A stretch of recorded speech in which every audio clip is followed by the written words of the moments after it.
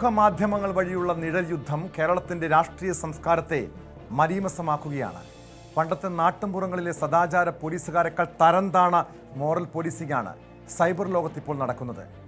ഇത്തരം ദുഷിച്ച സൈബർ അധിക്ഷേപത്തിൽ ഒരു CPM വനിതാ നേതാവാണ് ഒടുവിൽ ഇരയാകപ്പെട്ടത്.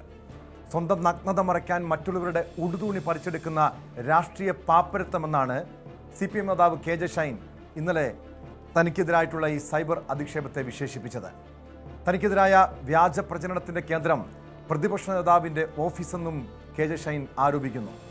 തനിക്കെതിരെ ഇത്തരം വ്യാജ പ്രചരണം വരാൻ പോകുന്നുവെന്നൊരു കോൺഗ്രസ് പ്രവർത്തകൻ ഫോണിൽ വിളിച്ചു പറഞ്ഞിരുന്നു.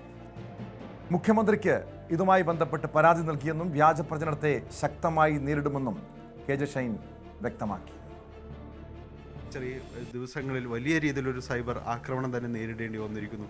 ടീച്ചർ എങ്ങനെയാണ് കാണുന്നത്? എങ്ങനെയാണ് ഇത് അതിജീവിക്കാനുള്ളൊരു ശ്രമങ്ങൾ? സൈബർ ആക്രമണം എന്ന് നമ്മൾ ഇപ്പോൾ ശൈലജ ടീച്ചർ വലിയ മോശമായ രീതിയിൽ അത് നേരിട്ടു. പല സ്ത്രീകളും ഇപ്പോൾ ഏറ്റവും അവസാനം കോൺഗ്രസ്സിലെ തന്നെ സ്ത്രീകളെ കോൺഗ്രസ്സുകാർ തന്നെ സൈബർ അറ്റാക്ക് ചെയ്യുന്ന അവസ്ഥയൊക്കെ നമ്മൾ കണ്ടു.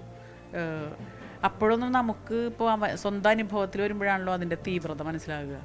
അപ്പോൾ ആ ഒരു തീവ്രത എന്താണെന്ന് മനസ്സിലാക്കാൻ എനിക്ക് സാധിച്ചു എന്നുള്ളതൊരു പ്രധാനപ്പെട്ട കാര്യമാണ്. പക്ഷേ ഈ പറഞ്ഞതുപോലെ സോഷ്യൽ മീഡിയയിലൂടെ 100 പേരോട് നമുക്ക് അതിന് ആൻസർ ചെയ്യേണ്ടി വരുന്നു, അല്ലെങ്കിൽ എന്താണ് അത് വിശ്വസിച്ചിട്ടല്ല, പക്ഷെ എന്താ ടീച്ചറെ ഇതിങ്ങനെ കേൾക്കണേ, എന്താ ഇത് എന്തൊരു മോശമാണെന്നുള്ള രീതിയിൽ ഇതാരാ ഇത് ചെയ്യുന്നത് എന്നൊക്കെയുള്ള രീതിയിൽ. അപ്പോൾ എല്ലാവരോടും നമുക്കിങ്ങനെ എനിക്ക് ഫോൺ കോളുകൾ ഇങ്ങനെ ഫോൺ എടുക്കാൻ നിലത്ത് വയ്ക്കാൻ പറ്റാത്ത വിധത്തിൽ ഉള്ളൊരവസ്ഥ ഉണ്ടായിട്ടുണ്ട്. ഇപ്പോൾ എന്നോട് പറഞ്ഞ കോൺഗ്രസ്സുകാരൻ പറഞ്ഞത് ടീച്ചർക്കെതിരെ ബോംബ് എന്നാണ്. അപ്പോൾ ഹൂ കെയേഴ്സ് എന്ന് പറഞ്ഞപ്പോൾ നിങ്ങൾ ആളെ തിരിച്ചറിഞ്ഞില്ലേ? എനിക്കെതിരെ ബോംബ് എന്ന് പറഞ്ഞപ്പോൾ ഞാൻ അന്നേരം എനിക്ക് മനസ്സിലായില്ല. പക്ഷേ ഇപ്പോൾ ഞാൻ ഓർക്കുന്നുണ്ട്, ഒരു ബോംബ് പൊട്ടും എന്നുള്ളൊരു ആരൊക്കെയോ പറഞ്ഞു വെച്ചിട്ടുണ്ട് ഇവിടെ.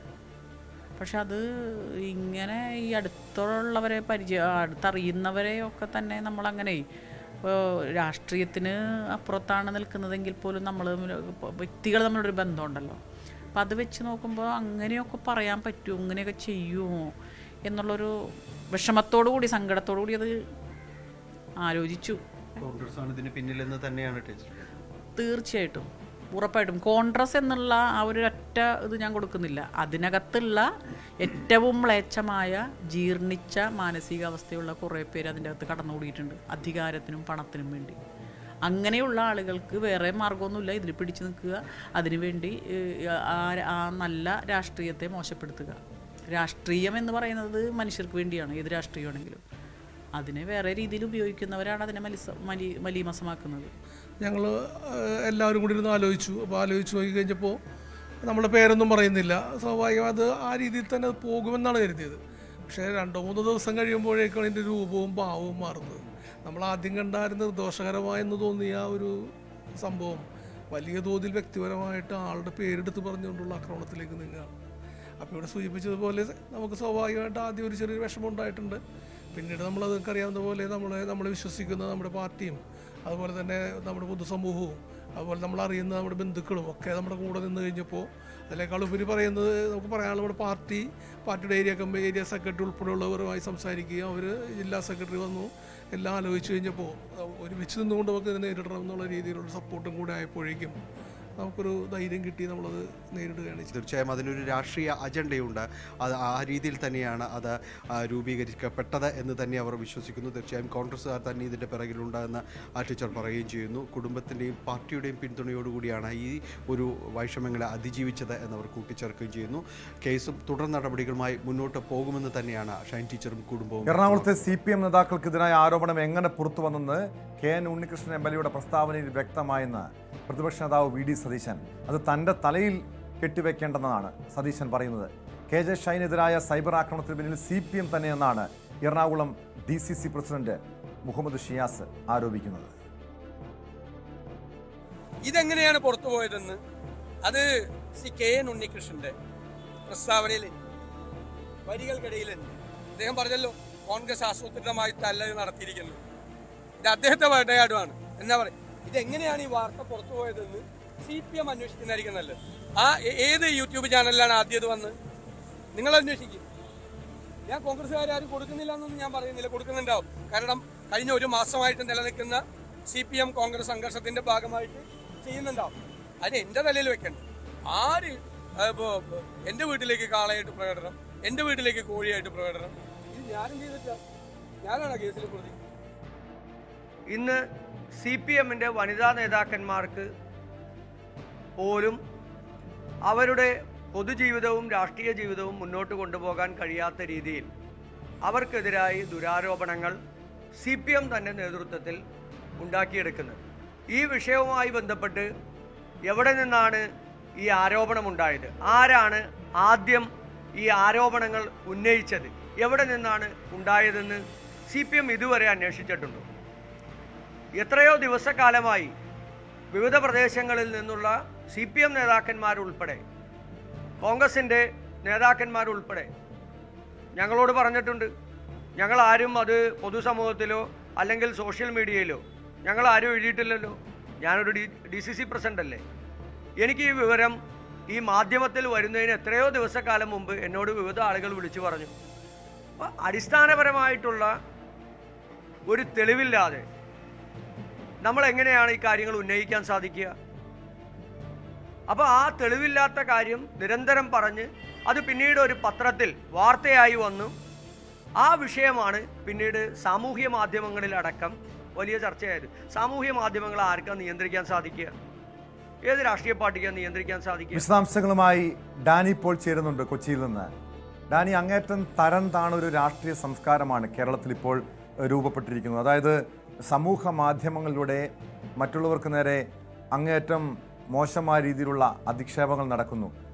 പലപ്പോഴും രാഷ്ട്രീയത്തിൽ എപ്പോഴും പ്രത്യാരോപണങ്ങൾ ഉണ്ടാകാം. പക്ഷേ ഇത് സ്ത്രീ വിഷയം ഉയർത്തിക്കൊണ്ട് ഒരാളെ നശിപ്പിക്കാൻ ശ്രമിക്കുന്ന ഒരു പ്രവണത ഈ സമീപകാലത്തായി രൂപപ്പെട്ടു വരുന്നുണ്ട്. എനിക്ക് തോന്നുന്നു ഇത് മറ്റുള്ളവരുടെ വീട്ടിൽ അല്ലെങ്കിൽ മറ്റു വ്യക്തികൾക്ക് നേരെ ഈ അധിക്ഷേപം ഉണ്ടാകുമ്പോൾ ഒരു പക്ഷേ അതിൻ്റെ വേദനയോ വിഷമമോ നമുക്ക് മനസ്സിലാകില്ല. സ്വന്തം ജീവിതത്തിലേക്ക്, സ്വന്തം കുടുംബത്തിലേക്ക് ഇതുപോലുള്ള അധിക്ഷേപങ്ങൾ, ഇതുപോലുള്ള ആരോപണങ്ങൾ വരുമ്പോഴാണ് അതിൻ്റെ വേദനയും വിഷമവും ഒക്കെ മനസ്സിലാക്കാൻ കഴിയും. ഒരു പക്ഷേ സ്വന്തം കുടുംബാംഗങ്ങളെ അണിനിരത്തി ഷൈൻ ടീച്ചർക്ക് ഒരു വാർത്താ സമ്മേളനം നടത്തേണ്ടി വരുന്നു. എന്താണ് ഉണ്ടായിരിക്കുന്നത് എന്ന് അവരുടെ വേദന സഹിതം നമ്മൾ ഇന്ന് മാധ്യമങ്ങൾ പങ്കുവച്ചതാണ്. യഥാർത്ഥത്തിൽ ഇത് മാധ്യമങ്ങളല്ല ഇതിൻ്റെ ഉത്തരവാദികൾ, സമൂഹ മാധ്യമങ്ങളാണ്. സമൂഹ മാധ്യമങ്ങൾക്ക് ഒരു കടിഞ്ഞാണിടേണ്ട സമയമായിട്ടുമുണ്ട്. യഥാർത്ഥത്തിൽ എന്താണ് സംഭവിച്ചത്, എന്താണ് ഷൈൻ ടീച്ചർ വ്യക്തമാക്കുന്നത്? ഈ പ്രതിപക്ഷ നേതാവിനെതിരെ ഗുരുതരമായിട്ടുള്ള ആരോപണം, അദ്ദേഹത്തിൻ്റെ ഓഫീസിനെതിരെ ഗുരുതരമായിട്ടുള്ള ആരോപണം ഉന്നയിക്കുന്നുണ്ടല്ലോ. ഈ ഷൈൻ ടീച്ചർ നൽകിയ പരാതിയിൽ പോലീസ് കേസെടുത്തിട്ടുണ്ടോ?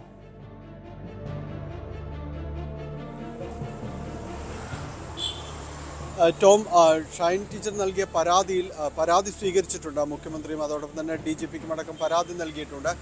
പക്ഷേ അതിൻ്റെ ഒരു തുടർ നടപടികളിലേക്ക് നീങ്ങിയിട്ടില്ല എന്നതാണ്.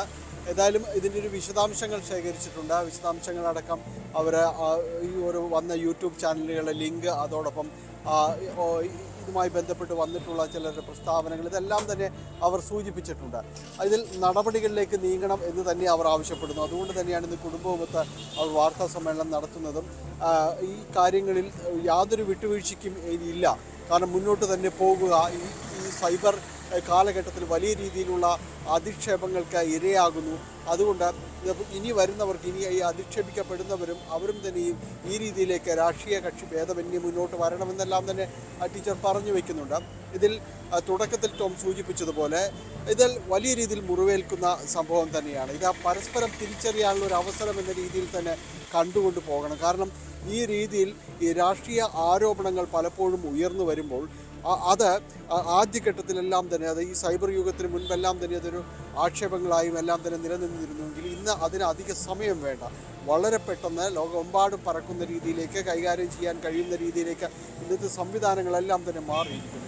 ഒരു ആക്ഷേപം വരുമ്പോൾ പോലും അത് ഒരുപക്ഷെ മുഖ്യധാരാ മാധ്യമങ്ങളിൽ ഒരുപക്ഷെ അതിൻ്റെ കൃത്യമായൊരു വസ്തുതകളും കാര്യങ്ങളും എല്ലാം തികഞ്ഞുകൊണ്ട് വാർത്തയിലേക്ക് പോകുമ്പോൾ സമൂഹ മാധ്യമങ്ങളിലേക്ക് വരുമ്പോൾ അത്രയൊന്നും സാവകാശം അവിടെ ലഭിച്ചെന്നിരിക്കില്ല, അത്രയൊന്നും ദയയൊന്നും അവിടെ കണ്ടുവന്നിരിക്കില്ല.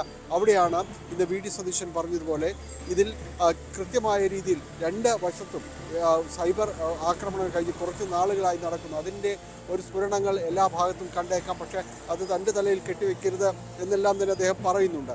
അപ്പോൾ കഴിഞ്ഞ കുറച്ച് നാളുകളായി കേരള രാഷ്ട്രീയത്തിൽ ഈ രീതിയിലുള്ള കാര്യങ്ങളെല്ലാം തന്നെ നടമാടുന്നുണ്ട് എന്ന് ആരൊക്കെയോ അറിഞ്ഞും അറിയാതെയും എല്ലാം തന്നെ പറയുന്നുണ്ട്. ഇത് ഇന്ന് DCC പ്രസിഡന്റ് മുഹമ്മദ് ഷിയാസ് പറയുമ്പോഴും ഇതിൽ കോൺഗ്രസ് ഹാൻഡിലുകൾ ഈ വിഷയം കൈകാര്യം ചെയ്തിട്ടുണ്ടെങ്കിൽ അത് അപക്വമായി കൈകാര്യം ചെയ്തിട്ടുണ്ടെങ്കിൽ വസ്തുതകൾ പരിശോധിക്കാതെ അത് നോക്കിയിട്ടുണ്ട് അങ്ങനെ മുന്നോട്ട് പോയിട്ടുണ്ടെങ്കിൽ അത് പരിശോധിക്കും എന്ന് പറയുന്നു. അങ്ങനെ ഒരു തിരിച്ചറിവിൻ്റെ ഒരു കാലത്തിലേക്ക് ഇത്തരം സംഭവങ്ങൾ നീങ്ങുന്നെങ്കിൽ അത് നല്ലത് എന്ന് തന്നെ പറയാം.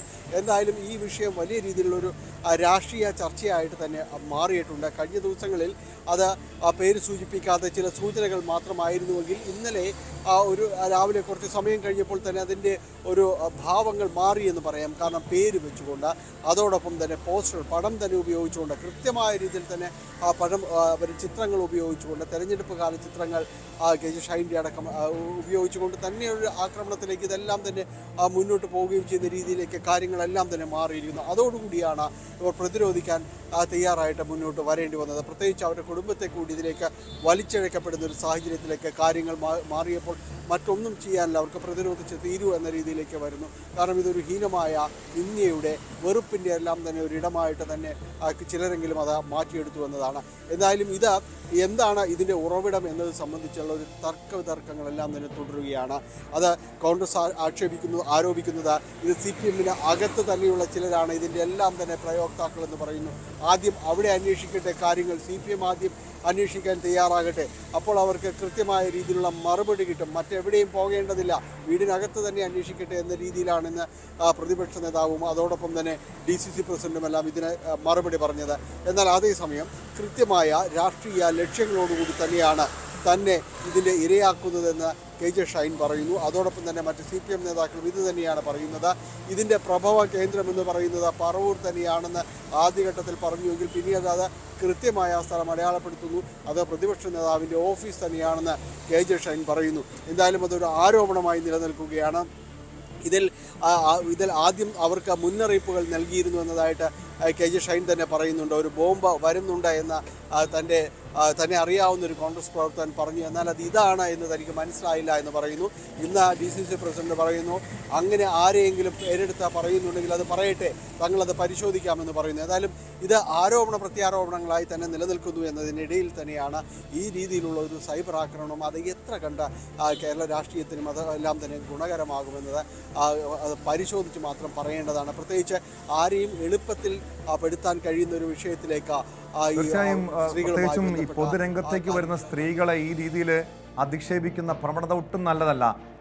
അതുകൊണ്ട് തന്നെയാണ് ഇവിടെ KJ ഷൈൻ അവർ നിയമപരമായി മുന്നോട്ട് പോകുമ്പോൾ, നിയമ നടപടിയുമായി മുന്നോട്ട് പോകുമ്പോൾ പൊതുസമൂഹത്തിൻ്റെ കൂടിയൊരു പിന്തുണ ലഭിക്കുന്നത്. പക്ഷേ ഈ സ്ത്രീകൾക്കെതിരായ ഈ രീതിയിലുള്ള അധിക്ഷേപങ്ങൾ, സൈബറിടത്തെ അധിക്ഷേപങ്ങളുടെ ഗൗരവം എനിക്ക് തോന്നുന്നു സാധാരണ ജനങ്ങൾക്ക് ഇതിന് മനസ്സിലാകുന്നില്ലെന്ന് തോന്നുന്നു. കാരണം ജാമ്യം കിട്ടാത്ത വകുപ്പാണ്. ഒരു സ്ത്രീ സൈബർ കേസ് നൽകിക്കഴിഞ്ഞാൽ ജാമ്യം കിട്ടാത്ത വകുപ്പുകൾ ചുമത്തിയായിരിക്കും പോലീസ് കേസെടുക്കുക. അത്രയും ഗുരുതരമായിട്ടുള്ളൊരു കുറ്റകൃത്യമാണ്. പക്ഷേ നമുക്കറിയാം ഇന്നലെ ഇത് ആയിരക്കണക്കിന് ഷെയറുകളാണ് ഓരോ പ്രൊഫൈലുകൾ വഴിയും അങ്ങനെ പ്രചരിക്കപ്പെട്ടത്.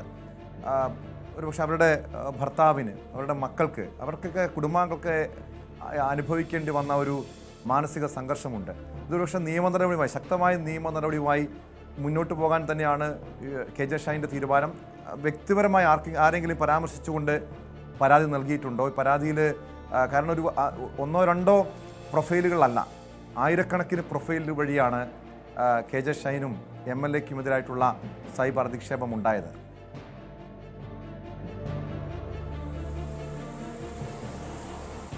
ഇതുവരെയും ആരുടെയും പേര് പരാമർശിച്ചുകൊണ്ടുള്ള ഒരു പരാതിയിലേക്ക് നീങ്ങിയിട്ടില്ല എന്നതാണ് പറയുന്നത്. പക്ഷേ അതോടൊപ്പം തന്നെ കൃത്യമായ രീതിയിലുള്ള ലിങ്കുകൾ അടക്കം അവർ നൽകിയിട്ടുണ്ട്. ഇത് പരിശോധിക്കപ്പെടേണ്ടതാണ് എന്ന് പറയുന്നു. അവർക്കെല്ലാം തന്നെ കോൺഗ്രസ് പശ്ചാത്തലമുള്ളവരാണ്, അവർക്ക് ചിലർക്കെങ്കിലും ഭാരവാഹിത്വമുള്ളവരാണെന്ന് പറയുന്നു. അതുകൊണ്ട് ഇത്തരം കാര്യങ്ങൾ പരിശോധിക്കപ്പെടേണ്ടതാണ് എന്ന് അവർ ചൂണ്ടിക്കാണിക്കുന്നത്. ആ രീതിയിൽ തന്നെ നടപടിയുമായിട്ട് മുന്നോട്ട് പോകണമെന്ന് തന്നെയാണ് അവർ ഉറച്ച നിലപാടിൽ നിൽക്കുന്നത്. അത് ടോം സൂചിപ്പിച്ചതുപോലെ ഒരു ചെറിയ സമയം കൊണ്ട് തന്നെ ഒട്ടനവധി പേരിലേക്ക്, അസംഖ്യ പേരിലേക്ക് ഇത് എത്തപ്പെടുകയും വളരെ ഒരു തീരുമാനപ്രകാരം എന്ന രീതിയിലേക്ക് അത് ഷെയർ ചെയ്യപ്പെടുന്നു, വലിയ രീതിയിൽ അത് ഉപയോഗിക്കപ്പെടുന്നു എന്നതാണ്.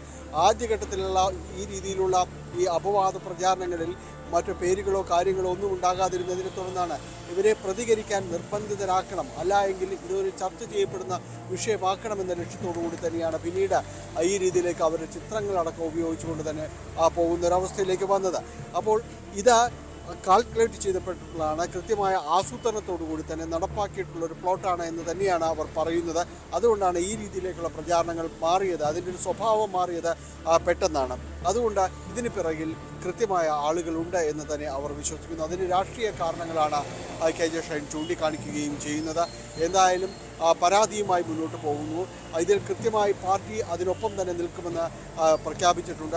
കഴിഞ്ഞ ദിവസങ്ങളിൽ ജില്ലാ പ്രസിഡന്റ് CPM ജില്ലാ സെക്രട്ടറി തന്നെ അത് വ്യക്തമാക്കുകയും ചെയ്ത് സതീഷ് അത് പറയുകയും ചെയ്തിട്ടുണ്ട്. ഇതിൽ രാഷ്ട്രീയ ഇടപെടലുകൾ തന്നെയാണ്, ചിലരുടെ രാഷ്ട്രീയ ലക്ഷ്യങ്ങളാണ് ഈ രീതിയിലേക്ക് ഒരു അപവാദ പ്രചരണത്തിന് പിന്നിൽ. കോൺഗ്രസ് തന്നെ അതിൻ്റെ പിറകിൽ നിൽക്കുന്നു. തീർച്ചയായും പാർട്ടി എല്ലാ പിന്തുണയും KJ ഷൈന് നൽകും. നിയമപരമായുള്ള അവരുടെ പോരാട്ടത്തിന് പാർട്ടി ഒപ്പം നിൽക്കുമെന്നെല്ലാം തന്നെ അദ്ദേഹം വ്യക്തമാക്കിയിട്ടുണ്ട്. ഇത് തന്നെയായാലും ഇതിൽ ഈ രീതിയിലുള്ള അപവാദ പ്രചരണങ്ങൾക്ക് തടയിടേണ്ട ഒരു കാലം അതിക്രമിച്ചിരിക്കുന്നു എന്നതാണ്. അതിൽ വളരെ പെട്ടെന്ന് തന്നെ ഒരു ആൾക്കാരെ അത് തന്നെയാണ് ഡാനി സൂചിപ്പിച്ചതുപോലെ ഈ ഒരു പ്രവണത അവസാനിപ്പിക്കേണ്ട സമയമായിട്ടുണ്ട്. ഈ സൈബർ അധിക്ഷേപങ്ങൾക്കെതിരെ കർശനമായ നടപടിയാണ് പോലീസ് സ്വീകരിക്കേണ്ടത്.